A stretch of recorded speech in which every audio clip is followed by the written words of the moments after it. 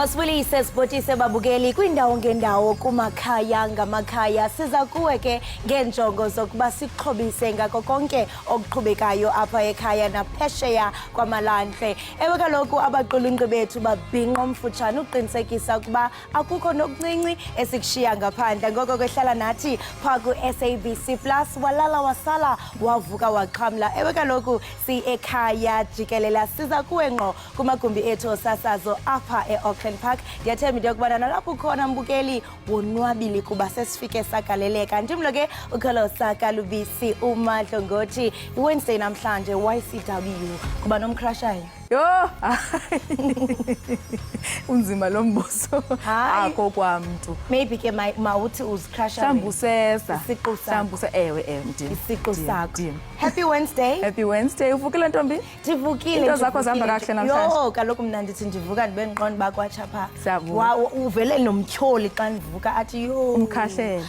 Xa unyathela phansi. Hayi nayo ivele nje izinto zakho ziyavakala. Masivakale makholi ndim ke uNadia Dambuza njengonondaba sikombambo ozifuba zihlala into nangoku ke sithi masingazilibazisi sivele singqale kusingaye nanga ke amanqaku ongawalindela i-IEC iphehlelele iphulo lokubhalisela uvoto isalga exhobiso masipala entshona koloni ukanti amapolisa aseThekwini aphanda ityala lokuzithathela umthetho ezandleni njengesiqhelo sinazo ezemidlalo imo yezulu dibala ntoni na wena hlala nathi kuninzi kaloku okuzayo kodwa kwangoku masijonge ezihamba phambili.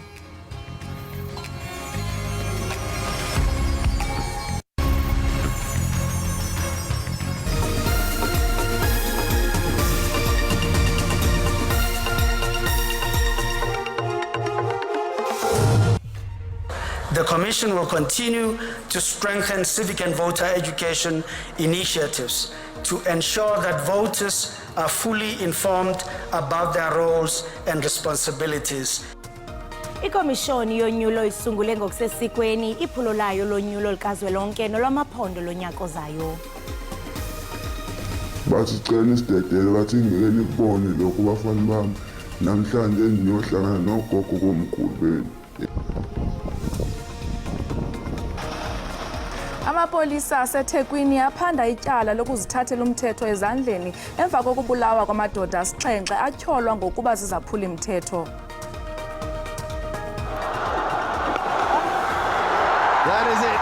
In the simplest of fashions, the great entertainer goes to another 100 in this World Cup, the 2023 World Cup, who could yet belong to South Africa. 2 balls to go and one. iProteas iphulela amasaka iqela leBangladesh kumdlalo wendebe yehlabathi.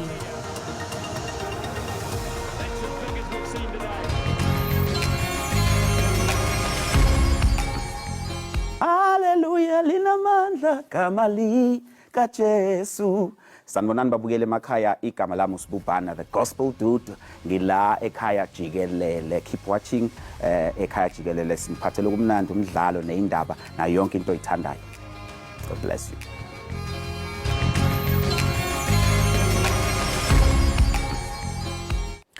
Abavoti abaselungelweni lokuvota bayi-26 million abakuluhlu lwabavoti bayabongozwa ukuba bavote kunyaka ozayo babhalise abo bangekho kuluhlu lwabavoti.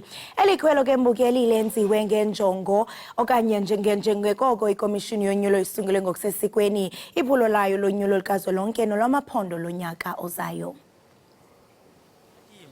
Ziyobe zidlana imlala ngonyaka ozayo njengoba kuzoba nokhetho lukazwelonke nje. Owokuqala ke selokuqala kuvotwa ukuthi abafisa ukuzimela ngokwabo nabo bavunyelwe. 2 such opportunities are planned ahead of the impending elections in 2024. The first of this takes place on the 18th and 19th of November 2023. Ikomishana izophuma umkhankaso wokunxenxa abantu ukuthi beyobhalisa ngokhetho oludlule abaphuma ngobuningi abavoti. From now henceforth, the Commission will continue to strengthen civic and voter education initiatives to ensure that voters are fully informed about their roles and responsibilities. Namaqembu ezepolitiki nawo azwakalise elawo ilaka mayelana nokhetho. We are very certain that as we approach the elections next year, the support of our people to go out and vote and the support for the ANC will equally be reaffirmed. Political parties are your instrument, but you're the force for change. And every one of those 13.8 million people who are not registered need to get onto the voters' rolls so they can vote. We want to say it now to the IEC as we resolved in our elections workshop that we don't want to see such members presiding over those voting stations. So we hope the IEC, they're going to deal with that. The message is simple. If you are not satisfied and you don't participate, the status quo will remain. There's no one single opposition party who on its own will be able to oust the ANC government. We would hope that the IEC would have embarked on voter registration, voter education programs to increase the knowledge of people so that we increase the number of people who actually vote. We want to own the democracy by means of reimagining politics. And we are the experts in co-governing. We are convinced that South Africa needs a political alternative in all 9 provinces, and that is what we seek to provide. The IEC is doing a brilliant job. Let me tell you, I'm so impressed today with them. The only thing they need to check is this fake IDs of the illegal foreigners. We are going to mass deport all illegal foreigners in this country. Kuzokwengezwa iziteshi zokuvota ke sesizoba ngaphezulu ka-23,000 manje. Njengoba inkambiso yokhetho isiqalile, abantu baseNingizimu Afrika ke bamagange ukwazi ukuthi ngabe luzoba nini lolu khetho. Lesinqumo ke isinqumo esizothathwa uMongameli Ramaphosa ebonisana neCommission yezokhetho. Umzondile Mbejo, SABC, eMidrand, eGoli. Amapolisa aseThekwini aphanda ityala lokuzithathela umthetho ezandleni emva kokubulawa kwamadoda asixhenxe atyholwa ngokuba zizaphula umthetho. La madoda atutyelele iqela labahlali kwaMashu kutshanje. Lona oneminyaka engu-20 ongeke lidalulwe igama lakhe uthi usabela impilo. Utshele ithimba le-SABC ukuthi ulala ngaphansi kwebhloho lesitimela kumalandela road kwaMashu. Uthi ubone abantu bephethe izibhamu bekhanyise namathoshi. Uthi la madoda abevimbele ozakwabo ebabuza ngesango elintshontshiwe. Uthi uzwe abanye abangani bakhe bexolisa bethi bazobuyisela izinto ezebiwe, kodwa la madoda awalalelanga lokho. Uthi abangani baphoqwe ukuthi balale phansi ngezisu nokuyilapho bedutshulwe khona emakhanda. Bathi cela isidedele, bathi ngeke nikubone lokhu bafana bami, namhlanje niyohlangana nogogo komkhulu benu eningabazi. Amaphoyisa athole amagobolonde ezinhlavu ayishumi. All 7 deceased were found lying next to a pillar of the railway bridge and in a straight line with gunshot wounds to the head. At this stage, the motive is suspected to be vigilantism. The case docket has been allocated to detectives from the Provincial Organised Crime Unit, and we are confident that they will be able to make a breakthrough in this matter. Umholi wohlaka lomphakathi olusebenzisana namaphoyisa luthi luyakwazi ukukhathazeka komphakathi ngobugebengu, kodwa lunxuse izakhamizi ukuthi zingazijeziseli abantu abasolwa ngokwenza amacala. Sekuyigameko nje ezenzenzeke kaningana ukuthi abantu bebeficiwe mase beyabulala. Siyawucela umphakathi wakwaMashu eziholi ukuthi awubike ureport, ngoba ayikho into ebalekile nje ukuthi ubike ureport, hayi uyithathela umthetho ngezandla. Akukaboshwa umuntu okwamanje. Londi Khatebe, SABC News. Imiba yocimicimi wombane nokungena ngenkani kumhlaba iphala phambili kwingxoxo mpikiswano yenhlanganiso yombutho womasipala iSalga eNtshona Koloni. Lenquleqo zinzame zokusombulula inzingo ezijamelene nomasipala. Umasipala ngamnye unikwe ithuba lokudandalazisa ezidlumzi kumhlaba wakhe. We've been addressing municipalities on landfill site, waste management. That is obviously a disaster in its process happening. Omnye umasipala uphakamise inkxalabo ngeKanaland ekwikharu. Generally, the service delivery issues and all of that also, yes. So that's a challenge that the Kanaland municipalities face with. It's the management, the governance, financial management, human resource management, all of those areas. Umba abahlala bangathathi intweni ufumene ingqwalasela ngelithi mabafumane inkonzo zasimahla kodwa omasipala banoxanduva lokucacisela uluntu ngesi sibonelelo sikarhulumente. People that can't afford, that are poor, that is living below the breadline. Umbutho omasipala kweli isalga ngamafuphi uthi ukujongana ngqo nale mingeni kuza kunceda ukubilisela kwenguqu nokuhambisa inkonzo ezingundoqo kubahlali. Imibutho nabantu abachaphazeleke sisifo iParkinson's bahlabe ikhwelo lolwazi olusasazwa luluntu ngokubanzi mayelana nenkxaso yokuphuhlisa imo yabo yentlalo. iParkinson's ke sisifo esihlasela ingqondo esanyananiswa neempawu zokuncancazela ukuqina kwamalungu nobunzima bokuzinza. Isifo iParkinson's singesinye sezifo ezihlasela imisipha nemithambo ebhebhetheka ngesivinini. Ngokombiko weLancet Neurology okhishwe ngumfumfu onyakeni u-2018 singezinye zezimbangela ezidala ukukhubazeka. Ababhekele lesifo iParkinson's South Africa basungulwe uhlelo lokuhlunyeleliswa kwabaphila nalesifo ngokubafaka emidlalweni ukuze bayivocavoce. Bathi-ke luncane usizo abanikwa lona kuleli. Unfortunately in South Africa a lot of people still go undiagnosed because it's regarded as a taboo in terms of witchcraft. uRajesh Nanji ungomunye abangu-10 million emhlabeni wonke jikelele kwabaphila nalesifo. Wasithola eneminyaka engu-34. Yena noNasima Parak bathi uhlelo lwezimidlalo liyabasiza ukubhekana ngqo nalesifo. The rehab has been a process that's ongoing and will continue because there's various intricacies that come in as the disease deteriorates and becomes more and more serious, as it were. But I'm coping quite well now. Before joining Parkinson's SA, I was in a very bad form. Ubabili bakhethwe ukuba bamelela kuleli emqhudelaneni omhlaba wonke i-World Parkinson's Table Tennis Championships ezobanjelwe ezweni iGreece ngoLwezi. Eindabeni ze-SABC nginguvusi Khumalo eThekwini.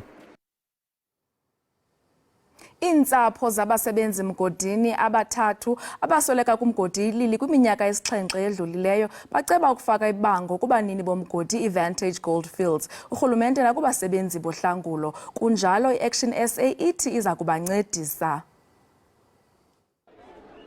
Emathunjini omhlaba kulapho uPriti Nkambule uYvonne Nisi noSolomon Nyarenda bagqumeleleka khona ngesaquphe sokuthi uholokohlo komgodi kwiminyaka esixhenxe yadlulayo kwaba kanti kukuthi shwaka kwabo necontainer yentsimbi ababekuyo kunanamhla kusajongwe enkalweni yokufumaneka kwaloo container.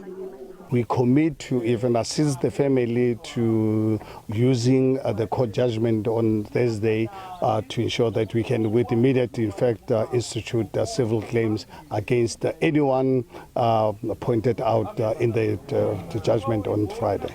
Uphando lwentlekele yalomgodi lubekela ubala ukuba kwaba kukusilela kukarhulumente ukuqala ukwembiwa kwemigodi ngokungekho mthethweni okwabangela ukudilika kuquka nokungathabathi uxanduva kweVantage Goldfields ukwenza uvavanyo olufanelekileyo phantsi kwesihlomelo sempilo nokhuseleko kumgaqo siseko. Ngithi mina njalo lokuloku besisekhona kuloku ngithi mina angikhululeki bengizokhululeka nangabe le ndoda bayithathe bayivalela. Unyana kaYvonne Nisi wayeniminyaka eli-11 ngonyaka wokubhubha kukamama wakhe xa kungoku uneminyaka eli-18 usamokamokana nentlungu yentlekele yamthathela umzali. Isimo lesifana nalesi angikhoni ukusamkela because kubuhlungu kimi nangilala everyday ngihlala ngicabanga mama ngithi buto ukuthi mama ukuphi kwendakalanga ngamama la khona. Ezintsapho zintathu zityikitye isivumelwano sokunikezela amandla obulungisa kwi-Action SA ukuhlahla indlela yokumangalela. Nangona kukho izityholo zocalucalulo ezityabekwa umdlalo wamabhokobhoko uBongi Mbonambi, iiboksi ke zizimisele kwaye ziyaqinisekisa ukuba azinakuchaphazela okanye ziphazamisa amalungiselelo azo ukuya kumdlalo wokugqibela neNew Zealand kule mpelaveki sijonge kuyo. Now listen, he's definitely one of our leaders in our group as well, and a great guy, great family man. I know his kids. I mean, my kids always look after his kids when they come to the hotel. So he's a very, very humble guy, down to earth, very hard worker, and like almost all the other players, which they should be if they want to play for the Springboks. It's been a fantastic journey for me. It's been brilliant being part of the squad. I think, to be honest, it's one of the best groups of lads I've ever had the pleasure of playing with, working with, and knowing. From players to staff to analysts to medical team to coaches, they're all just great people. Yeah, I think what we can control is to start the game with really good intensity, and of course I think what will help that is also preparation in the week. So training today has started on a really good note. There's of course also a lot of analysis being done on New Zealand, and a lot of learnings from the first match in the Rugby Championship, and then what worked in the last match against them. Umdlali wasesiswini weBanyana Banyana uKholo Sabiyana uthi ukudlala kwimidlalo yeOlimpiki kuphela kwento engekhoyo kwisizukulwana sangoku sabadlali. Eliqela lise-Democratic Republic of Congo kumdlalo wanamhlanje uzikubekela indawo kwi-2024 ye-CAF Women's Olympics eKinshasa. iBanyana Banyana itawudlala lo mdlalo neCongo DRC nonobingena abadlali bamcoka likufaka ekhathi ikapteni Refilojane Bambanani Mbane kanye nasibulele holweni nonobadlali bangakapheleli kepha laba labakhona bathi batawenda kahle. I think on its own it's a big motivation given the fact that we didn't qualify for the last one. It was very sad for us and most people that were there the last time are here now, and I think for everyone it's a box that we need to tick. Lena imidlalo yokuqala ebalekile kusuka iBanyana Banyana yagcina kudlala indebe yemhlaba kulomnyaka losetulu. We've come in before in a very short period of time, traveled and played. I think a lot of the players know each other from playing with and against each other. It's just fine-tuning a few things, and making sure that we start really well. It's an away leg. Lo mdlalo utawudlala eKinshasa kanti badlali batawubukana emazinga lasetulu ekushisa nesimo lesingekho sihle senkundla. I think it might be an advantage given the fact that sometimes in South Africa in the league we don't have good playing fields, but playing on turf I think it might be good, except the fact that it's hot and we have to adapt to the weather, but some of us train in the heat, so I think we'll be fine. Nokomahlukana German Supersinwe mulabanye bebadlali bangeke babe ingcenye lelicembu nabadlali batawuba kumlendo wesibili lotawudlala eOrlando Stadium ngoMsombuluko lotako.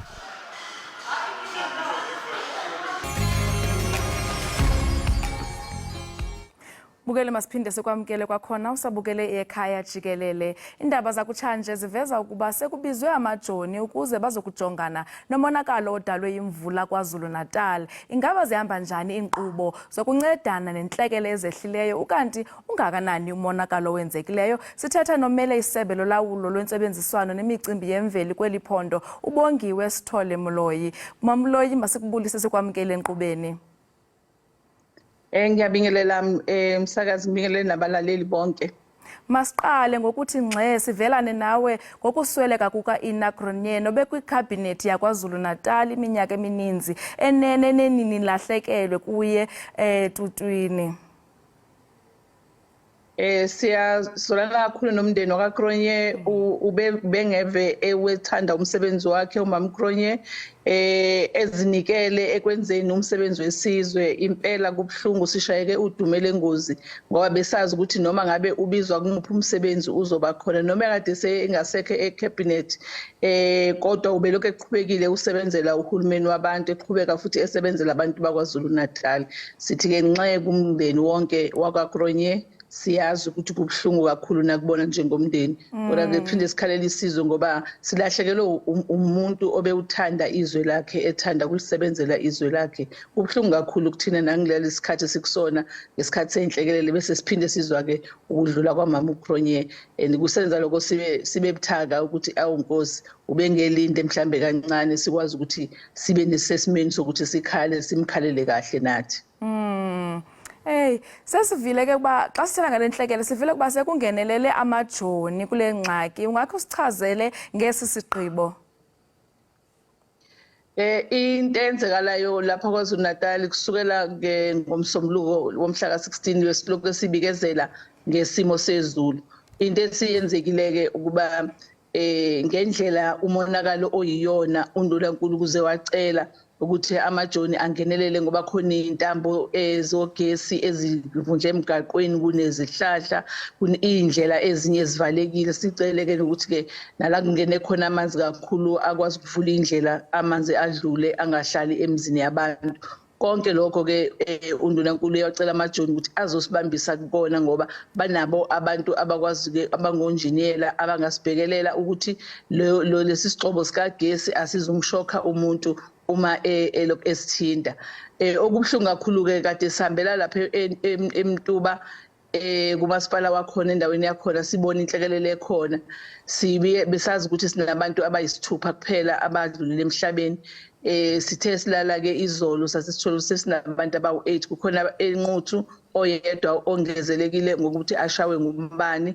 lapha ya ngaphansi kwesifunda sasemzinyathi kube khona oyedwa futhi lapha ya esifundeni sasothukela oshawe umbani futhi naye endaweni yaseWineni zonke ke lezi indaba zenza ukuba sithi ke emndenini yonke yosishagalombili siyafisa ukukhalisana nabo kubhlungu lokwehlile kodwa futhi ke siyafuna ukuthi umphakathi wakithi uphephe wazi ukuthi uhulumeni wabantu uhulumeni okhona kwisifundazwe uyanakekela ngoba usiyabahambela imindeni siyoyiduduza sibheke ukuthi ke bahlele esimene esinjani sibalekelele siyazi ukuthi ke kusukela nje basikade sihambile eMtuba sifuna ukusho ukuthi amathimba ethu agcwele lapha kwaZulu-Natal kungizifunda zonke kuma district wonke ebheka umonakalo ukuthi ungakanani uma singasho nje manje ukuthi ke i-assessment yenziwe emizini e1000 kwisifundazwe sonke kuyo yonke leyo mndeni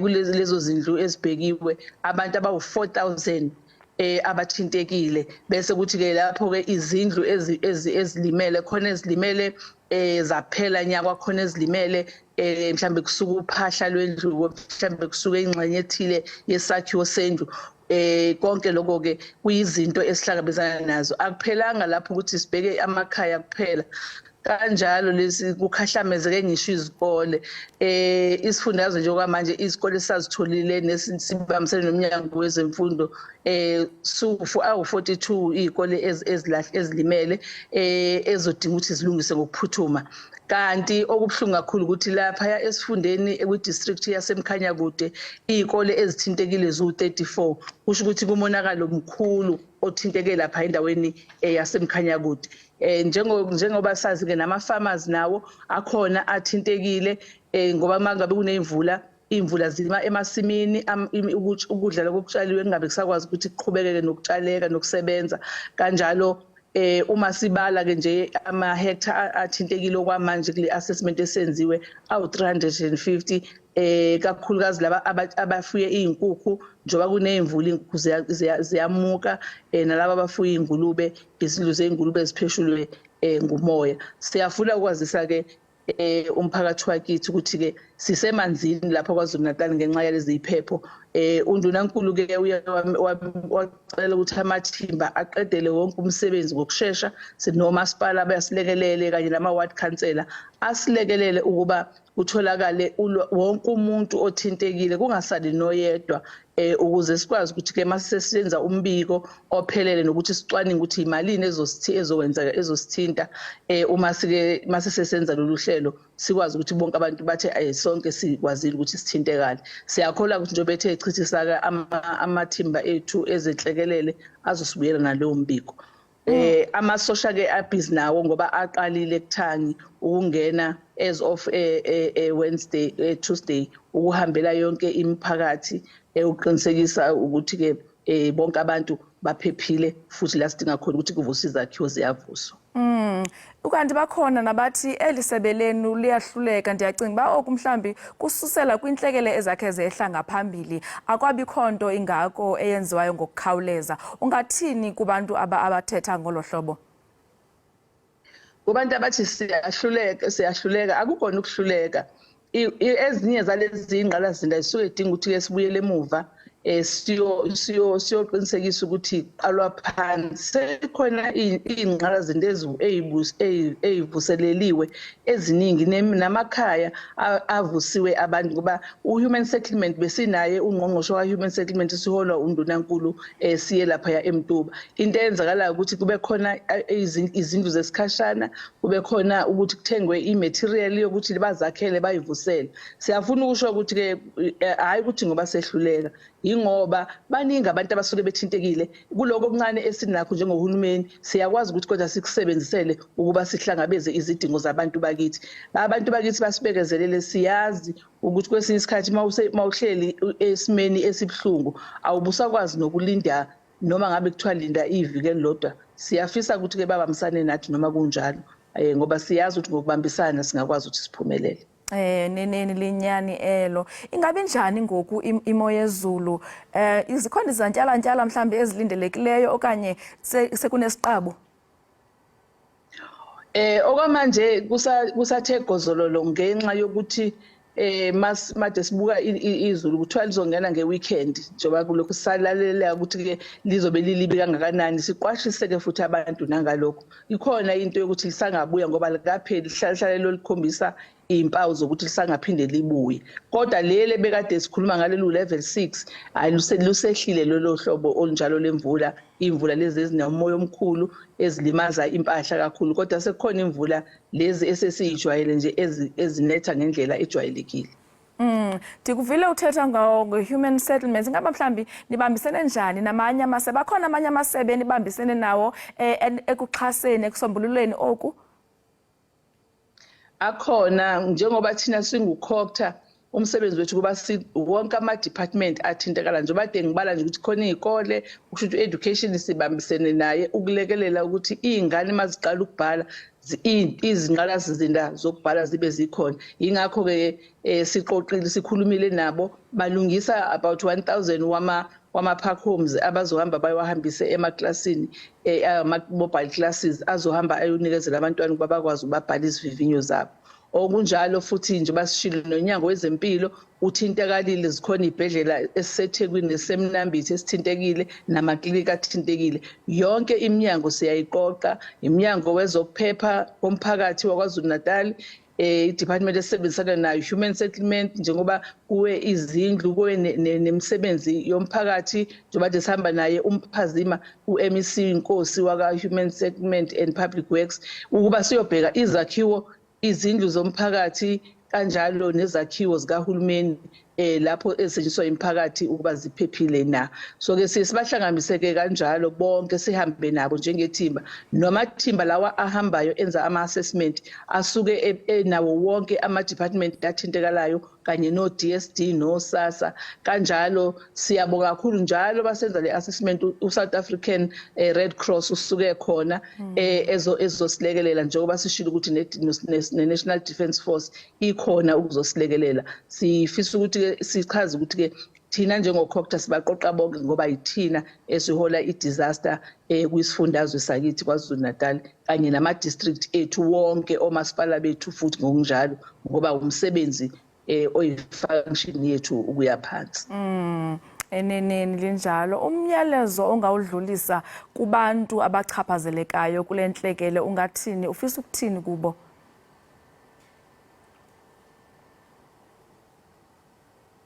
Ngifisa ukuthi baphephise.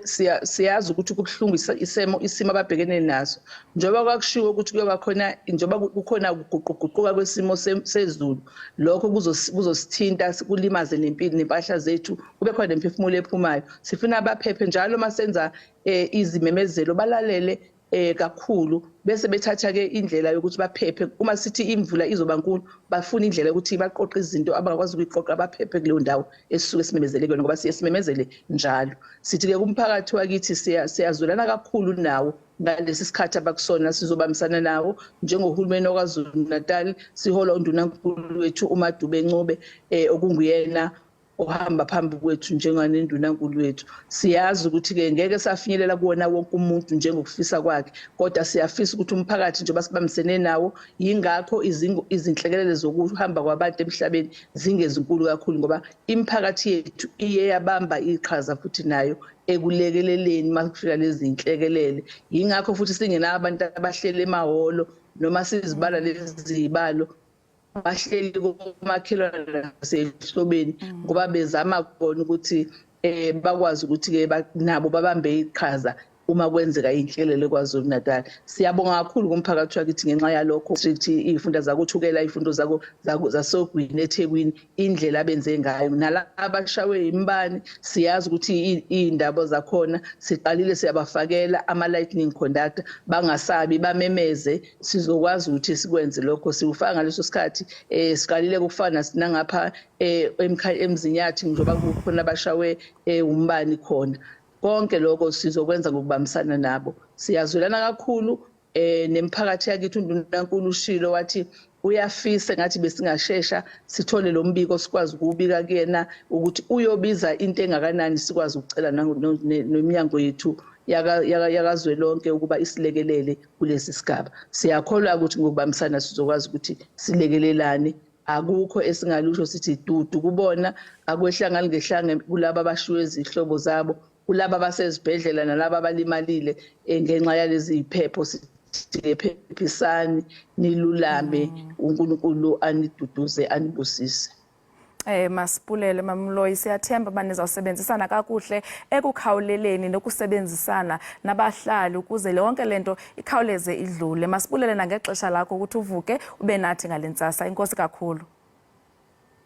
Enkosi kakhulu umsakazini kuwena kanjalo nohlelo lakho ukuba nisiphe ithuba njengekwaZulu Natal sithi njengekwaZulu Natal siyabambisana akukho noyedwa somshiya ngemuva. Enkosi. Lowo ke mbukeli ibungomele isebe lolawulo lwentsebenziswano nemicimbi yemveli eza kubongoza ukubambisana nokuba nethemba. Okwangoku ke masithi qha sithathe isimo sezulu.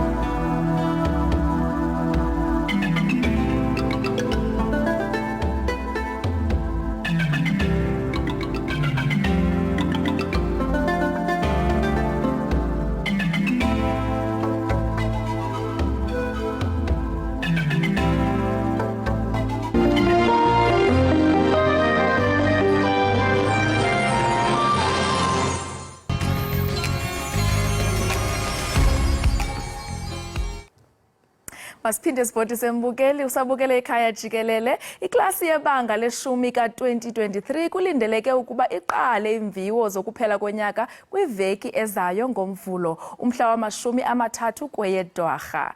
bamalunga ne-921,000 abafundi ababhalisele ukubhala iimviwo zabo ze-National Senior Certificate kumaziko okubhala iimviwo zematriki angaphezu kwama-6,000 kwilizwe liphela. Nangona kukho imiqobo efana nocimicimi wombane, iqumrhu eliqinisekisa umgangatho weemviwo zematriki uMalusi uthi wanelisekile ngamalungiselelo esebe lemfundo esiseko kunciphisa nakuphi na ukuphazamiseka nokulibaziseka okunokwenzeka ngethuba lweemviwo. Ngoku masamkele isithethi sesebe lemfundo esiseko uElijah Mhlanga eza kuba nathi kuZoom. Uza kuthetha nathi ekusixhobiseni nasekuqinisekiseni malunga nokulungela kwesebe lakhe iimviwo zebanga le-10 zalo nyaka. Elijah, masikubulise enkqubeni, sikwamkele.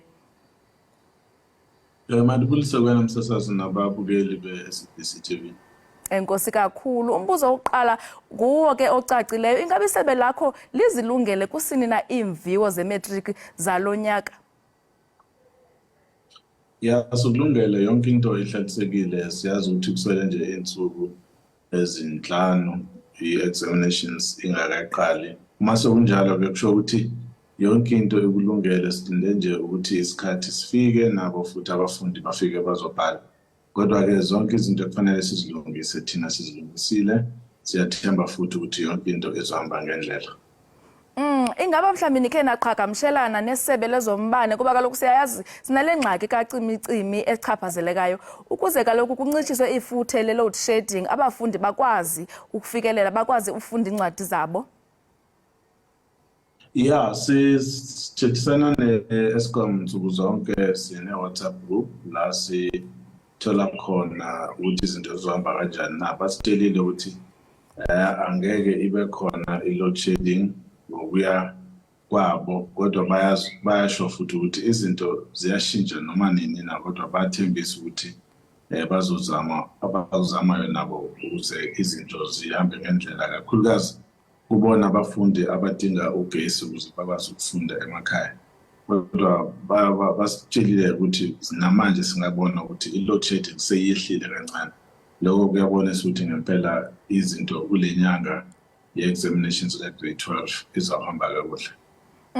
I-load shedding ayiyo yodwa ingxaki esijongene nayo, ngakumbi kwisebe lalapha eRhawutini. Sinayo ke ne-water shedding, icala apho kunqongaphala amanzi khona. Ningenza njani? Ngawaphi amanyathelo eniwathathileyo uqubisana noku? Uma kunjalo siyazi ukuthi izikole zinawo ama-tank abawasebenzisayo ukuthi amanzi abe khona uma kukhona i-shortage yamanzi esikoleni ngendaba ye-water, mhlambe i-job water. Kodwa ke siyazi ukuthi i-department ngalesa sikhathi sika-2020 uma silungiselela ukuthi izikole zivulwe emva kwe-COVID, sasifanele vele ukuthi silethe amanzi esikoleni. So sabheka isikole lezi bezinganawo ama-tank, afakwa ke ama-tank. So asibona ukuthi leyo izosihlupha kakhulu. Ukanti ke kwizinto ezifana kulo nyaka uphelileyo besibabona abafundi kuthiwa bahlawula ootishala ukuze babanike iimpendulo ezifowunini koo-WhatsApp. Ingaba mhlawumbi kulo nyaka niza kwenza njani ukuqinisekisa uba oku akwehli? Le nto lo ukhuluma ngayo yenzeke endaweni yase-Bushbuckridge ebuhlabela district. Siyenzile investigation, babona ke abantu nomphakathi babona ukuthi uma wenza into efana naleyo ayinamphumela emihle, ngoba ama-results wakho azobanjwa, angeke uwathole ngalesikhathi ekufanele uwathole ngaso ngoba uphenyo kuzofanele lwenzeka. So siye sabaxwayisa-ke ukuthi kulo nyaka bangayenzi leyo nto ngoba izolimaza impilo zabo.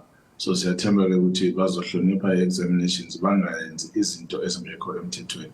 Kodwa thina njenge-department uma sithi uma utholakala wenza into enjena sithi sizawenza investigation sikujezise-ke, ngoba kufanele sikwenze lokho ukuze sibonise nabanye abantu abacabanga ukwenza into efanayo ukuthi bangayenzi izobangenisa engozini.